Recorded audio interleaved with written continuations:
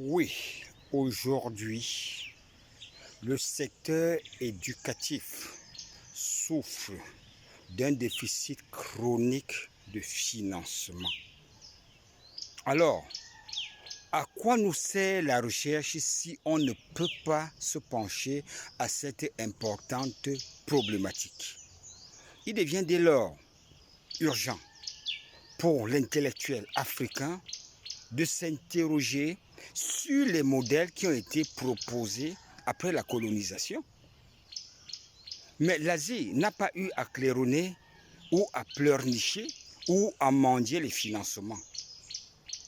Il suffit simplement de prendre un petit recul pour comprendre que nos communautés éducatives respectives constituent des niches extraordinaires de mobilisation des fonds, d'investissement et d'opportunités d'affaires. Alors, pour ne pas passer le temps à tourner en bourrique, l'Université agricole de management des métiers de la production, le plan stratégique de la recherche appliquée, opérationnelle et innovante, et un certain nombre de structures partenaires se sont intéressés à cette question depuis 38 ans.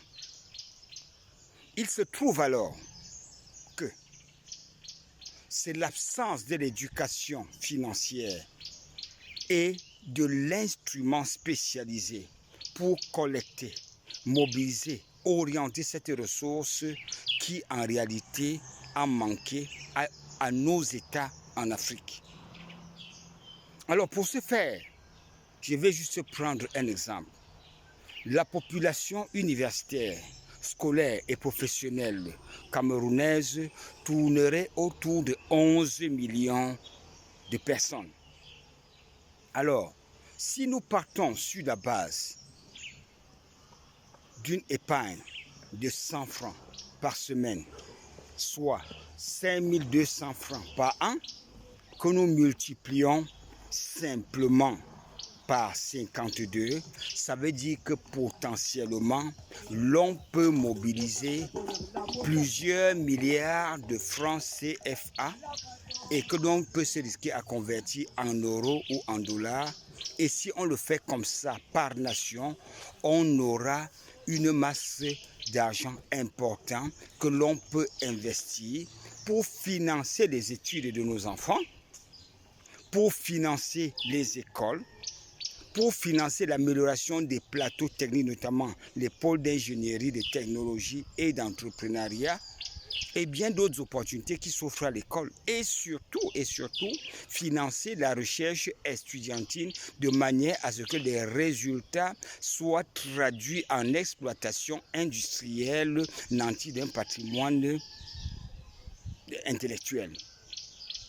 Alors, pour ne pas aller par 4 chemins, les experts de l'Association internationale Jeunesse en marche pour le développement, à travers son organe opérationnel, la coordination générale du Great Africa, a lancé la mission de professionnalisation académique pour le développement et la finance, à savoir MPAD Finance, société anonyme, au capital de 2,5 milliards de francs CFA pour le commencement, pour pouvoir opérer ce travail. Mais étant dans une approche inclusive et donnant l'opportunité à toutes les couches sociales de pouvoir améliorer leur confort financier, il a été mis en place une stratégie simplifiée permettant à chacun de devenir un actionnaire au sens plein du terme. Il vous suffit simplement de débourser la somme de 10 000 francs pour votre enregistrement et de verser la valeur de base de l'action qui est de 200 000, qui est de 10 000 francs, et vous avez la possibilité de soutenir jusqu'à atteindre l'action qui a 200 000 francs. C'est une ingénierie simplifiée qui minimise le risque et optimise la rentabilité.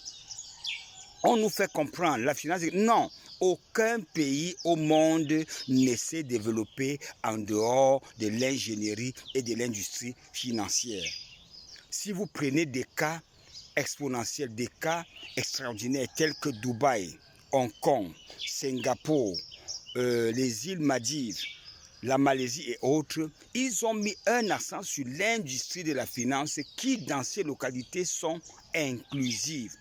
Donc, notre démarche s'inscrit en parfaite osmose, en parfaite harmonie avec le progrès social. L'économie doit être au service de la société, doit permettre d'améliorer le confort financier de chacune de ses composantes. Donc, mission de professionnalisation académique pour le développement et les finances, Société Anonyme devient désormais le bras séculier de l'éducation et de la formation en Afrique pour une professionnalisation continue et intensive. Faisons de nos écoles des écoles métiers. Merci.